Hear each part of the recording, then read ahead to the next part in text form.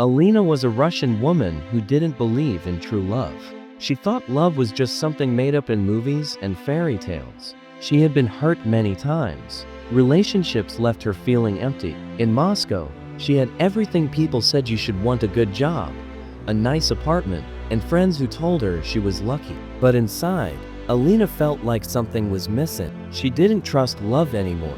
The men she met only cared about her looks or her status. Every time she gave her heart, it ended in pain. She told herself, love is a lie. One day, Alina wanted a break from her cold, busy city life.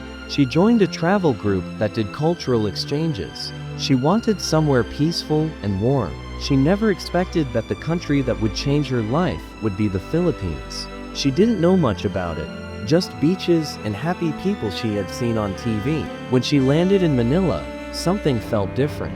People were so kind. Strangers smiled at her. The warmth in the air wasn't just from the sun, it came from the people. One day, while visiting a market in Cebu, Alina got lost. She was holding her map, feeling confused, when a young Filipino man noticed her. He walked up with a gentle smile and asked, "Ma'am, are you lost?" His name was Marco. He wasn't rich or flashy, he just helped his family run a small fruit stall. He offered to help her find her group. Alina thanked him, thinking that was it. But somehow, they kept talking. Marco showed her around the market, introduced her to local foods, and told funny stories about growing up in Cebu. Alina laughed more than she had in years. Marco's English wasn't perfect, but he was sincere in a way she had never seen before. When it was time to leave, he gave her a mango and said, "This is the sweetest fruit here, but not sweeter than your smile." She blushed. Something about his words stayed in her heart. That night in her hotel room, she kept thinking about him. How could a stranger make her heart race faster than anyone before? The next day, she returned to the market, hoping to see him again. And there he was, standing behind his stall, waving at her like he had been waiting. It was simple, but beautiful. No fancy restaurants, no expensive gifts. Just a real connection. They talked about life en route. Marco told her about his struggles, how he worked hard to support his siblings after their father died. Alina listened closely. His honesty touched her soul.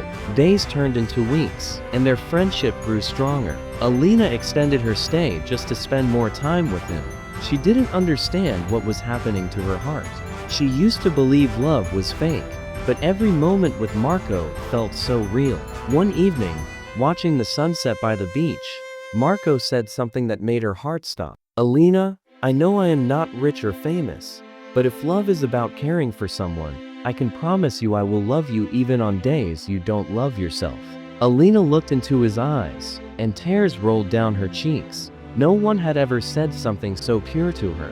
That night, under the orange sky, she realized she was falling in love for the first time. Not the kind of love from movies, but something deeper, something that felt like home. When it was time for Alina to go back to Russia, she didn't want to leave. At the airport, they held hands, not wanting to let go. Marco said, "Maybe one day you'll come back." She smiled and said, "Maybe one day you'll come to me." They hugged for a long time. As she boarded the plane, her heart felt heavy. Back in Moscow, everything looked the same, but it felt different. She missed the laughter, the warmth, and most of all, Marco. They video called every night. Sometimes the connection was bad, but it didn't matter, they still talked and laughed. Marco would wake up early to call her before her work, and Alina stayed up late just to see his smile. Months passed, and their bond grew stronger despite the distance. Alina told her friends about him. They laughed and said, "How can a girl from Moscow fall in love with a fruit seller from Cebu?" She didn't care. She finally understood something important. Love isn't about money, status, or nationality. It's about feeling safe and cared for, even when you are far apart. One winter night, Marco surprised her with a video call. He said he got his passport. Alina was shocked. He had been saving for months, working extra hours just to afford a ticket to Russia. When he finally arrived, Alina ran to him at the airport, tears streaming down her face. She couldn't believe he was really there. The same man from the market who helped her find her way was now standing in front of her in snowy Moscow. They hugged tightly, ignoring the cold. People around them clapped and smiled at the beautiful scene. Their love had crossed oceans, languages, and cultures. Marco stayed for 2 months. During that time, Alina introduced him to her family. At first, her parents were skeptical, but when they saw how kind and respectful he was, they welcomed him warmly. Marco learned a few Russian phrases and made everyone laugh with his funny accent. Alina realized she had never been this happy before. They cooked together, danced to Tagalog songs, and visited Red Square hand in hand. People stared sometimes because they looked so different, but they didn't care. They had each other. One snowy evening, while walking together, Marco stopped and looked at her. "You once told me you didn't believe in love. Do you believe now?" Alina smiled and whispered, "Yes, because you showed me what real love looks like." Before he left, Alina gave him a small ring. "This is not a promise of forever," she said. "It's a reminder of what you've given me hope. No matter how far we are, you have my heart." Marco smiled. "I'll come back for you, I promise." And he did. A year later, Alina made a brave choice. She moved to the Philippines. She left her city job and started a small online business so she could stay close to Marco. Together, they built a small house near the sea. It wasn't fancy, but it was filled with laughter, peace, and love. Every morning, Alina woke up to the sound of waves and the smell of fresh mangoes that Marco brought her from the market. She used to think true love didn't exist. Now, she was living proof that it did. One afternoon, while watching the sunset together, Alina said, "Marco, do you know what I realized? True love doesn't find you when you're ready, it finds you when you stop believing in it." Marco smiled, held her hand, and said, "Maybe love was just waiting for you to come to Cebu." Years passed, and their love only grew stronger. They didn't have much money, but they had something money couldn't buy: understanding, patience, and endless care. One rainy evening, as they sat outside watching the rainfall, Marco looked at her and said, "Thank you for not giving up on me." She smiled and replied, "No, Marco. Thank you for showing me that love isn't about big gestures. It's about little moments like this when silence feels warm and peace feels like love." Later, they decided to travel together around the Philippines. Alina often said, "This country didn't just give me you, it gave me a second chance at life." Everywhere they went, people admired their bond. Strangers asked about their story, and every time Marco would say, "She thought love didn't exist until she met me," Alina would laugh, hug him, and reply, "And I was right until you proved me wrong." Their story became an inspiration in their community. People called them the Russian and the Cebuano, who proved that love knows no borders. One afternoon, as they sat by the same beach where they had first watched the sunset, Marco surprised her. He took out a small wooden box. Inside was the same ring she had given him years ago. He said, "You gave me this as a reminder. Now give it back as a promise.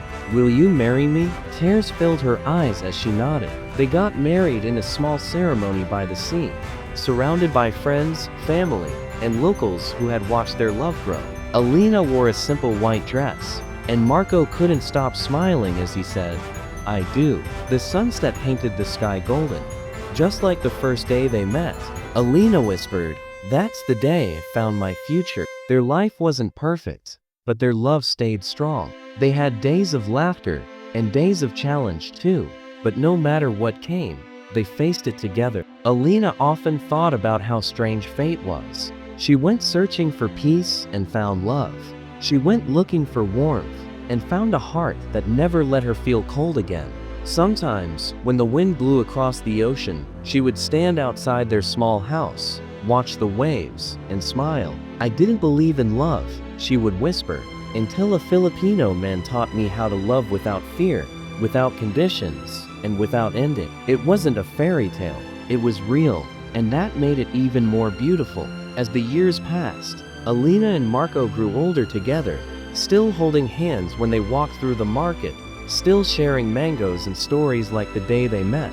Tourists sometimes stopped to ask about them, and the locals would say, "That's Alina and Marco, the couple who proved that love can cross oceans." One evening, as they sat by the beach watching the sun sink into the sea, Alina rested her head on Marco's shoulder and said softly, "Do you ever think about how far we've come?" Marco nodded. "Every day," he said.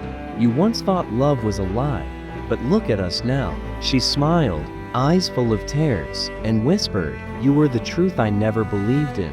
He kissed her forehead and said, "And you were the dream I never thought I deserved." They sat there until the stars appeared, the waves whispering like a lullaby. Their love story became one that people in Cebu never forgot, a story about a Russian woman who once stopped believing in love, and a Filipino man who made her believe again. And even though life moved on and seasons changed, one thing never did: the way Marco looked at Alina, like she was the most beautiful part of his world. Because sometimes, love doesn't come from where you expect it. It doesn't need to be perfect or grand. It just needs two hearts that choose each other again and again. And that's exactly what they did every single day.